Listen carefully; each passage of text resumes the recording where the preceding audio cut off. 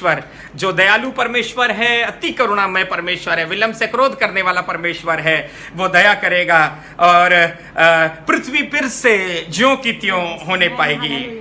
खुदा के लोगों, धन्यवाद। प्रभु के वचन जो सिस्टर अनामिका के द्वारा बांटा गया, थोड़ा सा अवसर मेरे पास भी है और मैं चाहूंगा जल्दी से निकाल ले भजन संहिता उसका 4 बाब और उसकी 5वीं आयत है, साम्स चैप्टर 4 वर्स 5, जहां यूं लिखा है, धर्म के बलिदान चढ़ाओ और यहोवा पर भरोसा रखो।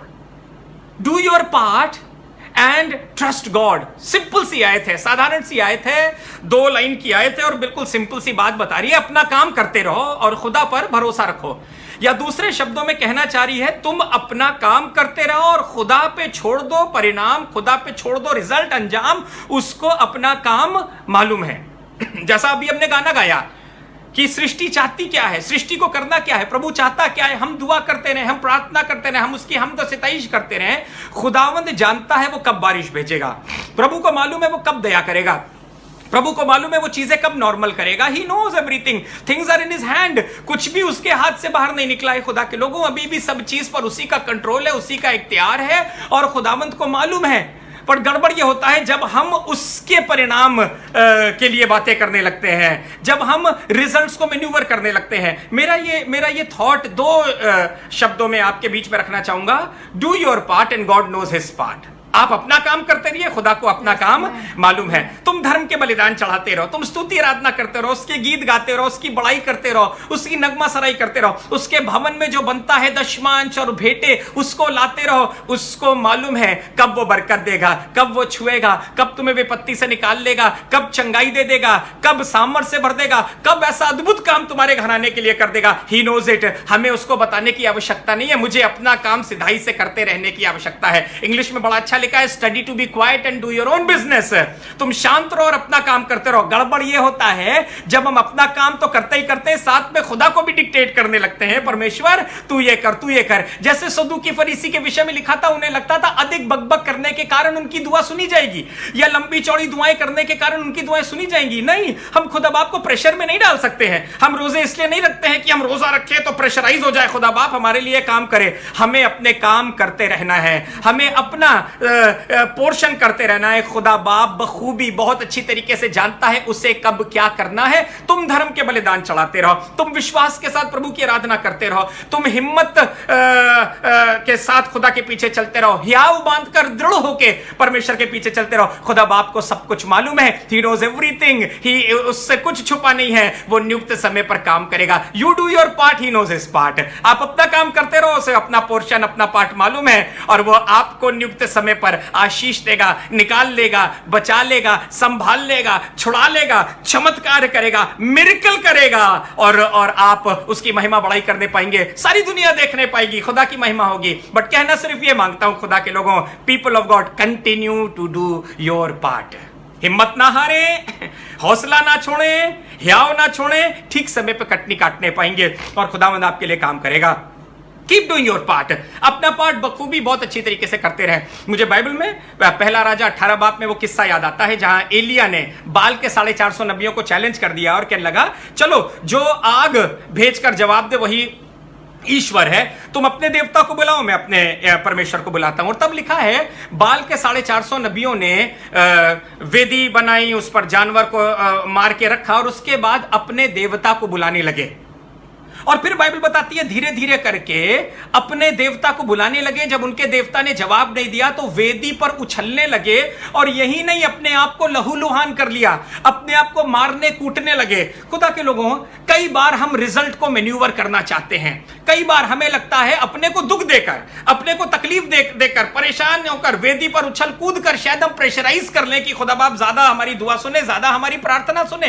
पर आपको बताना मांगता हूं खुदा के लोगों, आसमान का खुदावंद सब चीजें जानता है। He knows everything, है ना। आकाश के पक्षियों को देखो, वो ना बोते हैं ना काटते हैं, फिर भी स्वर्गीय पिता उनको खिलाता है, उनकी जरूरतों को जानता है। तुम्हारा मोल चिड़ियों से कितना अधिक है, कितना ज्यादा प्रभु हमें प्यार करता है। पर फिर भी कई बार उन्हें लग रहा था वेदी पर उछल जाएंगे, अपने आप को मार कूट लेंगे, लहूलुहान कर लेंगे तो शायद उनका देवता जवाब दे देगा। पर एलिया ने क्या किया? भेंट चढ़ाते समय एलिया ने वेदी की मरम्मत करी, 12 पत्थर चुनकर छांट के लगाए, जानवर मारा, उसको टुकड़े टुकड़े करके वेदी पर सजाया, लकड़ी सजाई, और बाइबल बताती है उसके बाद गड्ढा खोदा, 4 मटके पानी 3-3 बार डलवा दिया, और उसके बाद सिंपल सी दुआ करी। जब सब कुछ हो गया, कहने लगा, हे इब्राहिम, इसाक और याकूब के परमेश्वर, अब प्रकट कर कि तू ही परमेश्वर है, और मैंने ये सब बातें तुझसे आज्ञा पाकर करी हैं। और बाइबल में लिखा है, छठ से आसमान से आ गई और सब कुछ जो वेदी पर था, वेदी के पत्थर, लकड़ी, पानी, सब कुछ चट कर गई। खुदा के लोगों, खुदा बाप को मालूम है क्या करना है। हम बस सिधाई के साथ, मन की खराई के साथ उसका काम करते रहे। एलिया अकेला है, पर फिर भी वेदी बना रहा है, जानवर सजा रहा है, लकड़ी काट रहा है, सब कुछ कर रहा है। कई बार खुदा के लोगों, हमें लगता है हम दूसरों से इन्फ्लुएंस हो जाते हैं, और हमें लगता है हम भी छोड़ देते हैं, अरे छोड़ो, बहुत करके देख लिया। एलिया भी कह सकता था, यार अकेला हूं, अगर आसमान से आग नहीं आई तो ये बोटियां हमारी छांट देंगे।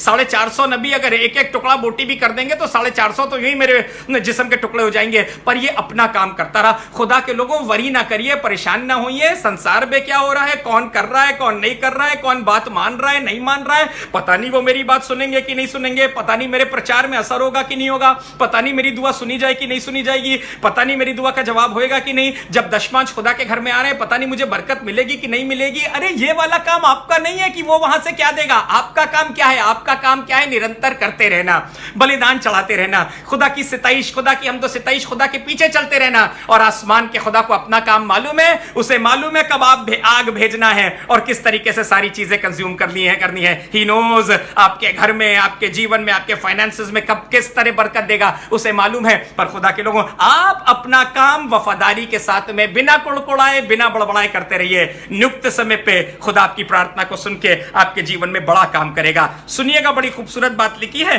नीति वचन, उसका 15 बाब और उसकी 8वीं आयत पढ़ेंगे, आपको बड़ा मजा आएगा। नीति वचन 15:8 लिखा है, दुष्ट लोगों के बलिदान से यहोवा घृणा करता है। दुष्टों के पास क्या नहीं होता है बलिदान करने के लिए? ढेर सारा पैसा, ढेर सारे रुपये, ढेर सारी चीजें, पर दुष्ट लोगों के बलिदान से यहोवा घृणा करता है। आगे सुनिएगा, परंतु सीधे लोगों की प्रार्थना से वो प्रसन्न होता है। सीधे लोगों के पास बहुत देने के लिए कुछ नहीं है, सीधे लोग प्रार्थना कर रहे हैं, दुष्ट लोग बलिदान चढ़ा रहे हैं, मोटे मोटे जानवर चढ़ा रहे हैं, बड़ी बड़ी चीजें चढ़ा रहे हैं, सीधे लोग सिर्फ प्रार्थना कर रहे हैं, पर दुष्टों के बलिदान से वो खुश नहीं होता। आपको मालूम क्यों? क्योंकि दुष्टों का दिमाग जो होता है मैनिपुलेटिव होता है, कैलकुलेटिव होता है। दुष्टों के दिमाग में कुछ ना कुछ चलता रहता है, चाल है ना, चतुर होते हैं, चालाक होते हैं, उनके दिमाग में कुछ चलता रहता है। मोटा बलिदान चढ़ा के, बड़ा बलिदान चढ़ा के लाओ ईश्वर को खुश कर लें, ये बलिदान चढ़ाने से हमको कुछ ना कुछ मिल जाएगा, हमें मिल जाएगा। और इस इच्छा से वो बलिदान चढ़ाते हैं, इस इच्छा से वो सौंपते हैं, ताकि नोटिस किया जाए, ताकि ध्यान दिया जाए, ताकि ईश्वर उनको कुछ और बदले में बेहतर देने वाला हो सके। मतलब मक्खन पॉलिश करते रहते हैं इस तरीके से कि लालच के साथ बलिदान चढ़ाते हैं, पर सीधे लोगों के पास देने के लिए कुछ नहीं है। हम क्या दें? हम अपना हाथ उठा के प्रभु का धन्यवाद कर सकते हैं, प्रभु की बड़ाई कर सकते हैं। जो कुछ भी है देने के लिए खुदावंद के हाथों में सौंपते हैं। और सीधे लोग जब बिना किसी लालच के, हमें क्या मिल जाएगा, हमें क्या दे देगा खुदावंद, हमें इससे मतलब नहीं है, हमें बलिदान चढ़ाना है, धर्म के बलिदान चढ़ाना है, उसकी आराधना, उसकी इबादत करनी है, निस्वार्थ, बिना लालच के खुदा के पास जाना है। वो सीधे लोगों की प्रार्थना को सुन लेता है, उनकी प्रार्थना से प्रसन्न होता है। हालेलुया। अभी एक अमीर आदमी मत्ती 19 में जो लौट गया है यीशु मसीह के पास से, इसलिए क्योंकि यीशु मसीह ने कहा, तू अमीर है, अपना धन कंगालों में बेच दे और मेरे पीछे हो ले। और वो यीशु मसीह के पीछे नहीं चल पाया। और वहीं प्रभु यीशु मसीह चेलों की तरफ पलट के और कहने लगा, देखो एक धनी व्यक्ति का कितना मुश्किल है मेरे राज में दाखिल होना। पर वहीं पतरस एकदम से कूदा और कहने लगा, हम तो सब कुछ छोड़कर तेरे पीछे हो लिए, तो हमें क्या मिला? आपको बताना मांगता हूं खुदा के लोगों, कई बार हमारे जिंदगी में भी यही विचार आ सकता है, कई बार हमारे अंदर भी यही आ सकती है। ये ख्याल अच्छा नहीं था जो इसके अंदर आया कि हम सब कुछ छोड़कर तेरे पीछे हो लिए, तो हमें क्या मिला? सारी खिदमत बेकार कर दोगे, जहां दुआ, प्रार्थना, बलिदान चढ़ाने के बाद ये एक्सपेक्ट करोगे हमें मिल जाए, हमें मिल जाए। अच्छा, इसलिए चर्च आ रहे हो, इसलिए दुआ प्रार्थना कर रहे हो, इसलिए रोजे रख रहे हो, इसलिए दशमांश दे रहे हो, ताकि तुमको मिलने पाए। अरे धर्म के बलिदान चढ़ा दो। खुदा बाप बेहतर जानता है, अगर खराब नियत से आराधना वरना इबादत करेंगे तो हमें कुछ भी प्राप्त ना होगा, खुदा हमारे बलिदान को ग्रहण ना करेगा। पर सिधाई से जब आएंगे और कहेंगे खुदावन हमारा पोर्शन ये है आपकी आराधना, आपकी महिमा करना, हमारा पोर्शन ये है वेदी की मरम्मत करना और उस पर चीजों को सजाना, अच्छी तरीके से आपके काम को करना।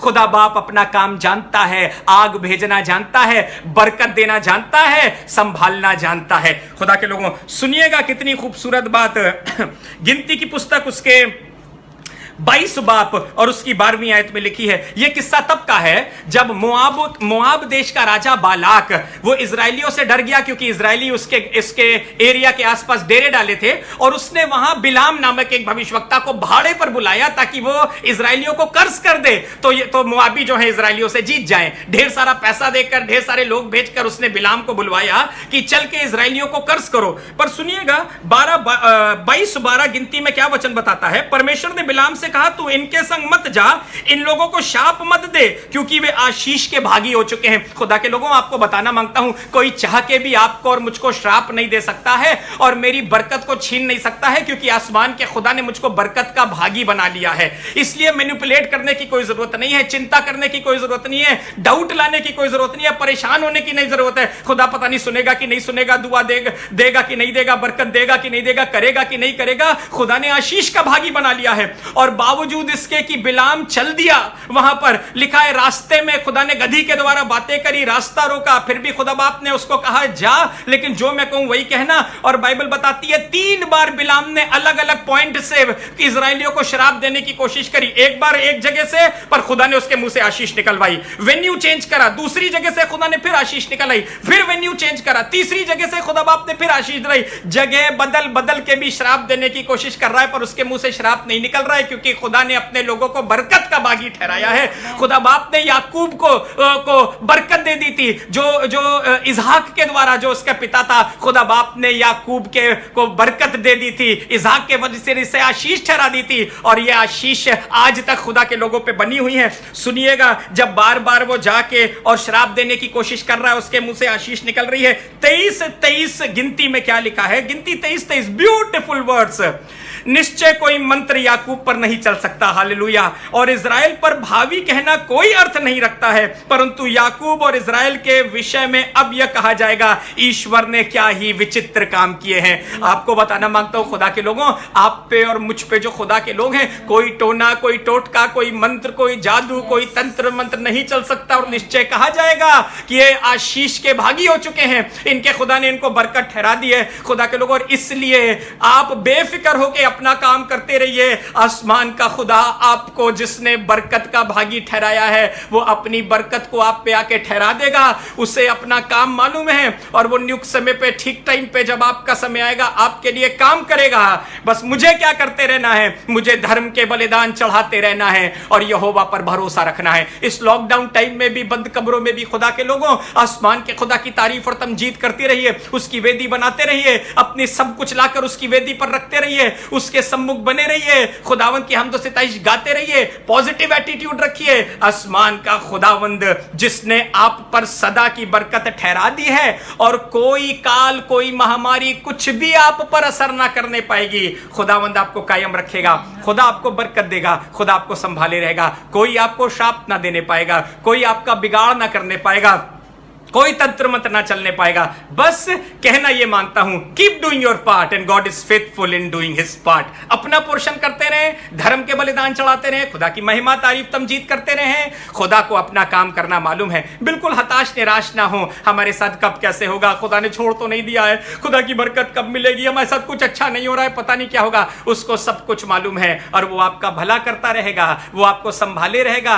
खुदा के लोगों, खुदा की आराधना, खुदा की इबादत किसी भी मिलावट के साथ में ना करें, दुष्ट विचार के साथ, मैनिपुलेटिव माइंड के साथ में, लालची विचारधारा लेकर ना करें कि मुझे क्या मिल जाएगा, क्या होगा, कैसे होगा, है ना। वेदी पर जिस तरीके से बाल के नबी कूद रहे थे, और वो चाह रहे थे कि थोड़ा सा प्रेशराइज कर लें अपने देवता को कि वो उतर आए, पर कुछ भी नहीं हुआ। पर खुदा के लोगों, हमारा खुदावन तो अति सहज से मिलने वाला सहायक है, आसानी से हमारे बीच में उतर आता है और अपनी बरकतें देता है। आज आपको बताना चाहता हूं, आप और मैं बरकत के भागी हैं, आशीष के भागी हैं। याकूब पे आशीर्वाद और आशीष हम पर और आप पर भी टिका है और टिकी रहेगी, और हमारा कुछ भी हानि और बुरा ना होने पाएगा। बस इस बात को रिसीव कर लें और धर्म के बलिदान चढ़ाते रहे। Continue to worship God, continue to please him. उसकी महिमा, आदर, तमजीद और तारीफ करते रहें। उसको अपना काम मालूम है और वो आपको बरकत देता रहेगा, आपको सामर्थ्य से भरता रहेगा। धर्म के बलिदान चढ़ाएं और आसमान के खुदावंद पर सदा के लिए भरोसा रखें। आइए प्रार्थना करें छोटी सी, और इस सेशन को फिनिश करेंगे। प्रभु यीशु मसीह, धन्यवाद करते हैं आपने होने दिया हम दोनों पति पत्नी मिलकर वचन की सेवकाई कर सके, स्तुति आराधना में लोगों की अगुवाई करने पाए। आज जो वचन रखा गया है बीज की मानिंद लोगों की जिंदगी में बोया जाए और काम करे, ताकि लोग ह्याव पाएं, मजबूत हों, पॉजिटिव हों और खुदावंद अपना काम करते रहें। खुदावंद, क्योंकि खुदावंद आप चाहते हैं हम अपना काम करते रहें, धर्म के बलिदान चढ़ाते रहें, सीधे हृदय सीधे विचार के साथ आपसे प्रार्थना करते रहें, आपकी आराधना करते रहें। और खुदावंद, आपको आपका पोर्शन, आपको आपका पार्ट, अपना आपका रोल मालूम है। आप निश्चय हमें बरकत देंगे, आशीष देंगे। आपने खुद कहा है कि लोगों में कहा जाएगा यहोवा ने इनके साथ बड़े बड़े काम किए हैं। धन्यवाद परमेश्वर, कोई तंत्र मंत्र हम पे ना चलेगा, क्योंकि आपने याकूब को, अपने लोगों को सदा की बरकत का भागी ठहरा दिया है। तमाम लोगों को बरकत दे प्रभु, और हमारे घराने आपके द्वारा आशीष पाने पाए। यीशु मसीह के नाम से मांगते हैं, आमीन। गॉड ब्लेस यू, खुदा आपको बरकत दे। अनामिका बाय कर सकती हैं आपको। प्रेज द लॉर्ड, परमेश्वर आपको बरकत दे। Praise the Lord, God bless you. खुदा आपके साथ हो और आपके जीवन भर खुदा आपके साथ में बना रहने पाए। God bless you, praise God.